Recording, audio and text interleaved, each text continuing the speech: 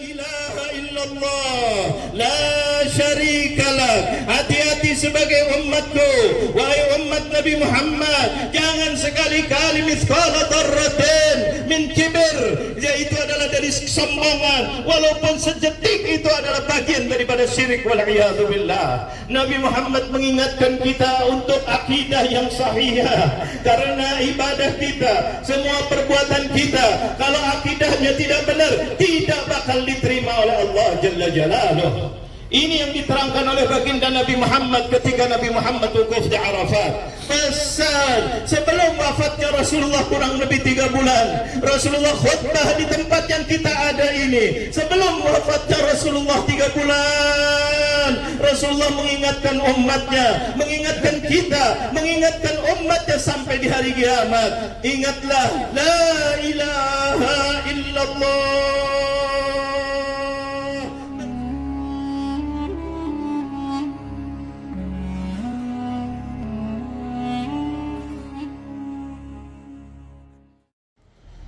الحمد لله رب العالمين حمدا يوافي نعمه ويكافئ مزيدا. أشهد أن لا إله إلا الله وحده لا شريك له، وأشهد أن محمدا عبده ورسوله أرسله الله رحمة للعالمين. صل وسلم وكرم وعظم على سيدنا وحبيبنا وشفيعنا ومولانا محمد ناصر الحق الفاتح لما أغلق والخاتم لما سبق، ناصر الحق بالحق والهادي إلى صراطك المستقيم، وعلى آله وصحبه حق قدره ومقداره العظيم.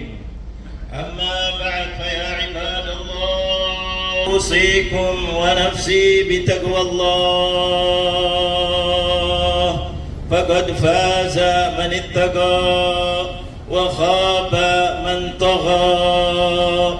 يقول الله تعالى في محكم تنزيله: وما آتاكم الرسول فخذوه وما نهاكم عنه فانتهوا.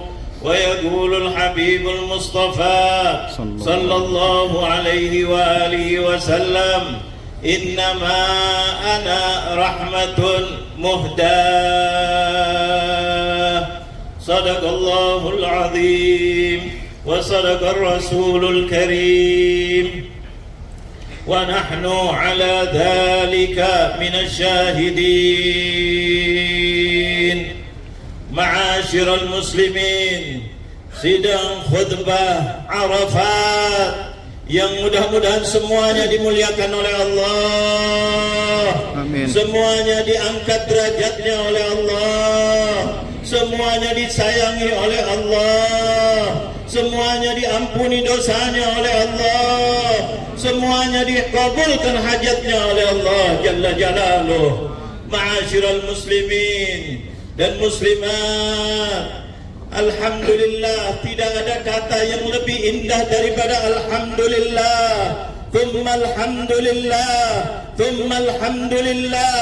Karena kita ini bisa di sini atas karena karunia dari Allah Jalla Jalaluh. Kita telah dipilih oleh Allah Jalla Jalaluh dari sekian makhluk-makhluknya Allah, dari sekian juta-jutaan orang Islam, tapi kita tahun ini yang terpilih oleh Allah Jalla Jalaluh. Dipanggil siapa yang memanggil? Tidak ada lain kecuali Allah Jalla Jalaluh. Bukan para malaikat, bukan Nabi Muhammad, tetapi yang memanggil kita adalah Allah Jalla Jalaluh. Allah Jalla Jalaluh mengumpulkan kita di saat yang terpenting adalah Arafat. Kita kita diberi sehat, kita diberi izin, kita diberi rezeki, kita diberi kesempatan, kita diberi segala-galanya. Untuk apa? Duduk sejenak, wukuf di Arafat antara zuhur dengan maghrib. Itu adalah hari yang paling mulia.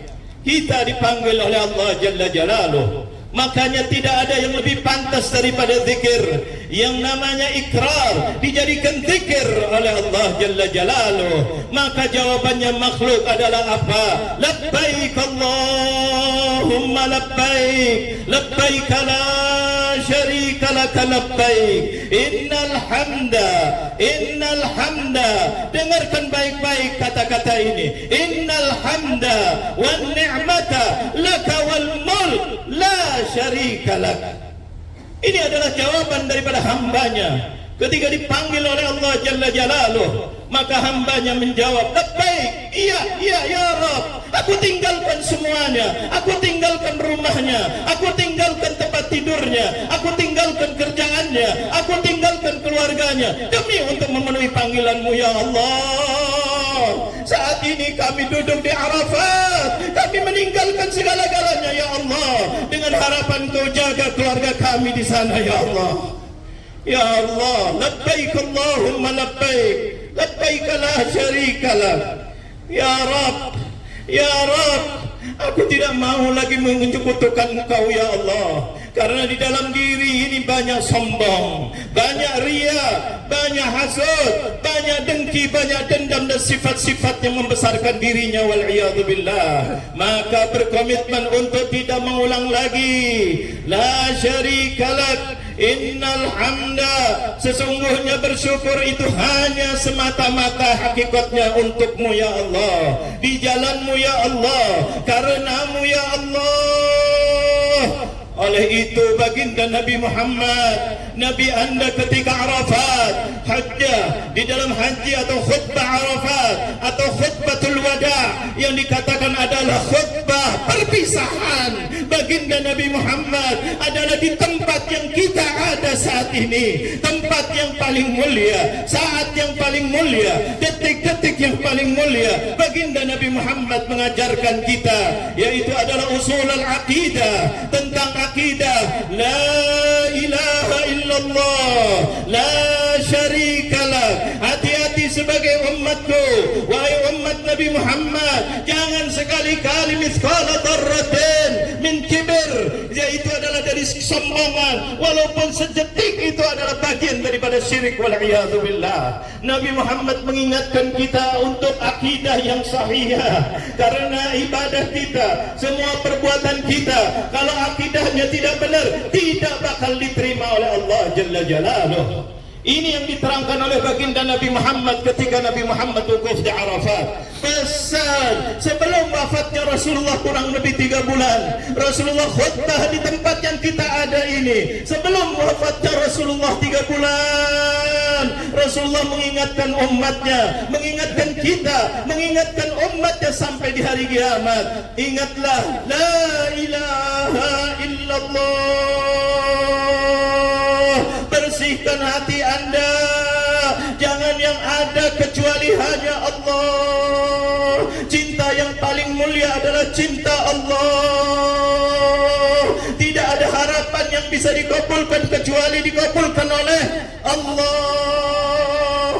Jangan minta kepada selainnya kecuali minta kepada Allah. Inilah yang ditekankan oleh baginda Nabi Muhammad ketika di Arafat.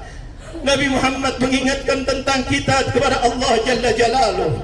Dekatkan diri anda kepada Allah Jalla Jalaluh. Anda telah dipanggil oleh Allah, anda telah diberi kemudahan oleh Allah Jalla Jalaluh. Hadirkan saat-saat seperti ini, detik-detik yang paling mulia. Sampai Nabi Muhammad menerangkan bagaimana manasik haji. Haji yaitu adalah kita setelahnya di Arafat, nanti ke Musdalifah, nanti ke Mina dan seterusnya, tawaf ifadah sampai tahallul. Itu adalah perintah dari Allah Jalla Jalaluh. Wahai ayyuhal muslimuna wal muslimat, Nabi Muhammad menerangkan ini ketika khutbah Arafat. Dan ketika itu adalah hubungan dengan Allah. Nabi Muhammad juga pesan yang tidak kalahnya. Tidak kalahnya pesan adalah ittaqu fin nisa. Orang laki, para lelaki, kalian, istri kalian. Nabi Muhammad pesan di tempat yang Arafah ini bukan hanya kepada Allah, tetapi muamalah dengan manusia, mulai dari rumah tangganya. Wahai kaum lelaki, ittaqullaha fin nisa, jaga. Kenapa ya Rasulullah? Rasulullah mengatakan di dalam hadisnya, menjelaskan di wukuf di Arafat, fa innakum akhadtumuhunna bi amanatillah. Kalian itu adalah memegang perempuan, menjadikan istri kalian adalah dengan amanat dari Allah Jalla Jalaluh. Itu bukan sembarangan perempuan, amanat daripada Allah Jalla Jalaluh. Jaga perempuan kalian, jangan sekali-kali dizalimi perempuan. Wa innakum istahlaltum furujahunna bi kalimatillah. Kalian menghalalkan yang tadinya haram dengan izin Allah, dengan menyebut Allah. Jangan sembarangan gunakan seorang istri. Ini pesan baginda Nabi Muhammad di dalam khutbah Arafat, mengingatkan muamalah kita sesama kita, karena sering kejadian dimulai dari rumah tangga karena kelengahan seorang suami bertanggung jawab. Bahkan dalam hadis yang sahih yang muttafaqun alaih, baginda Nabi Muhammad menjelaskan, kullukum ra'in wa kullukum mas'ulun an ra'iyatihi. Al-amiru ra'in wal rajulu ra'in li ahli baitihi wal mar'atu ra'iyatun fi baiti zawjiha wa auladihi. Apa kata baginda Nabi Muhammad penjelasannya? Kalian itu adalah pemimpin semuanya, dan setiap pemimpin akan bertanggung jawab nanti di depan Allah Jalla Jalaluh. Akan bertanggung jawab di depan Allah Jalla Jalaluh. Kita tadi mendengarkan ketika kita setelah zikir, inna lillahi wa inna ilaihi raji'un. Itu diingatkan yang luar biasa. Hai umat Nabi Muhammad, kalian itu adalah, kita semua adalah milik Allah, dan kita akan dikembalikan kepada Allah, akan dihisab, akan dipertanggungjawabkan. Ini yang dipesan baginda Nabi Muhammad di Arafat. Diingatkan, kalian semuanya ada bertanggung jawab. Hei para pemimpin al-amir, kalian tanggung jawab terhadap rakyatnya. Tanggung jawab bukan di dunia saja. Semua perbuatan Anda terekam, semua perbuatan Anda akan bertanggung jawab. Begitu juga seorang lelaki, tanggung jawab di rumahnya, tanggung jawab terhadap istrinya, tanggung jawab terhadap anaknya. Bagaimana ketika diberi amanat oleh Allah? Apakah istrinya diajak untuk beribadah atau tidak beribadah? Apakah istrinya tidak menutup aurat atau menutup aurat? Suaminya akan dipanggil oleh Allah Jalla Jalaluh. Itu ada di tangan Anda, wahai seorang suami. Itu bertanggung jawab di depan Allah Jalla Jalaluh. Jangan dianggap dia tidak mau atau ini dan seterusnya. Anda bertanggung jawab, nanti akan ditanya oleh Allah Jalla Jalaluh. Apakah tidak ingat Al-Quran mengatakan, la tus'alunna yawma idzin 'anil na'im. Apakah istri kita bukan suatu kenikmatan untuk seorang lelaki? Nikmat yang sangat luar biasa, mengingatkan kita, menemani kita, dan seterusnya banyak-banyak lagi kenikmatan. Niscaya wallahi Allah akan bertanya, akan menanyakan Anda, bagaimana Anda menjaga istri-istri kalian. Wahai kaum lelaki, baginda Nabi Muhammad mengingatkan di tempat Arafat, di tempat yang luar biasa, baginda Nabi Muhammad mengingatkan kita karena kita sering lalai, tidak mengurusin atau kurang perhatian, atau nanti Anda yang pertama dipanggil oleh Allah Jalla Jalaluh. Tentang istri Anda yang dipanggil oleh Allah. Apa yang sudah Anda buat terhadap istri Anda? Tidak cukup begitu, baginda Nabi Muhammad mengingatkan lagi. Apa yang diingatkan? Wal mar'atu, perempuan juga bertanggung jawab fi baiti zawjiha. Apa yang telah dibuat di rumah suaminya, bagaimana persiapannya, bagaimana ini dan itunya, urusan rumah tangganya. Perempuan akan ditanya oleh Allah Jalla Jalaluh karena diberi kewenangan di dalam masalah rumah suaminya, isinya, perbuatannya, perilakunya. Bahkan tidak cukup begitu, Nabi Muhammad mengatakan wa waladihi auladihi, dan anak-anaknya. Anak-anaknya bagaimana? Karena ibu itu adalah madrasatul ula, ibu adalah guru yang pertama, guru yang indah. Bagaimana menasihati anaknya, bagaimana mengajarkan anaknya, bagaimana jangan cukup sayang, jangan cukup kasihan, tapi didik yang pertama adalah didikan ibu. Ibu, makanya ini akan bertanggung jawab di depan Allah Jalla Jalaluh. Ini Nabi Muhammad mengingatkan di Arafat, khutbah di dalam Hajjatul Wada, haji berakhir, haji perpisahan. 3 bulan sebelum baginda Nabi Muhammad mengingatkan masalah-masalah ini. Ini adalah tanggung jawab. Kita tidak tahu ajal kita akan datang kapan. Makanya baginda Nabi Muhammad mengingatkan, barangkali ini adalah tahun yang terakhir, kata baginda Nabi Muhammad. Kalian itu adalah mengambil ini semuanya tanggung jawab di depan Allah Jalla Jalaluh. Sambil Nabi Muhammad mengatakan, kalian diberi nikmat hari ini, hari Arafat. Ketahuilah doa yang paling afdal, doa yang paling afdal. Wa khairud du'a Arafat, wa khairud du'a Arafat. Dengarkan wahai umat Nabi Muhammad, Rasulullah bersabda mengingatkan kepada kita bahwa sebaik-baiknya doa adalah di hari Arafat. Kalian diberi nikmat oleh Allah sampai ke Arafat, sampai waktunya waktu zuhur, antara zuhur dengan maghrib itu adalah waktunya wukuf. Alhamdulillah, detik-detik ini kita telah masuk. Berbanyaklah doa kepada Allah Jalla Jalaluh. Bahkan Rasulullah mengatakan, wa khairul layali Lailatul Qadar, wa khairul ayyami yaum Arafat. Tidak ada yang lebih baik daripada malam kecuali malam Lailatul Qadar. Tetapi tidak ada yang lebih baik daripada siang kecuali siangnya Arafat. Inilah kita. Kalau Lailatul Qadar kita susah mencarinya, kemungkinan malam likuran, kemungkinan di awalnya, kemungkinan di akhirnya tidak dijelaskan oleh Allah Jalla Jalaluh. Tapi Arafat ditentukan oleh Allah, dikasih kemudahan untuk umat Nabi Muhammad. Ketika berdoa, doalah di hari Arafat. Kalian ini diberi oleh Allah, tidak perlu mencari seperti Lailatul Qadar. Mungkin pada malam belasan, malam 20-an, malam ini tidak ada yang tahu kecuali Allah. Tapi hari Arafat Allah mengatakan, baginda Nabi Muhammad menjelaskan, yakinlah, bahkan Rasulullah telah mengingatkan kita, hati-hati dosa yang paling besar, a'zami dzambin, dosa yang paling besar di antara dosa-dosa besar, man waqafa bi Arafat fadhanna annahu lam yughfar lah. Barang siapa yang diberi kesempatan masuk Arafat terus setannya mengatakan, oh saya belum diampuni, ini adalah dosa yang paling besar.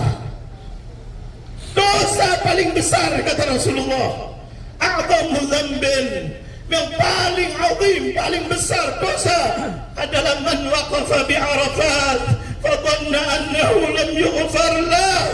Dia mengira, dia menganggap, saya tidak diampuni, saya kurang, ini bukan lagi dosa biasa, bukan lagi dosa besar, tapi dosa yang paling besar di antara dosa besar.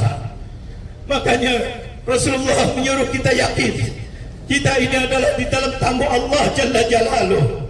Karena ini bukan hanya kira-kira. Kalau Lailatul Qadar mungkin bisa orang mengira ini dan itu dan malam ini dan malam itu.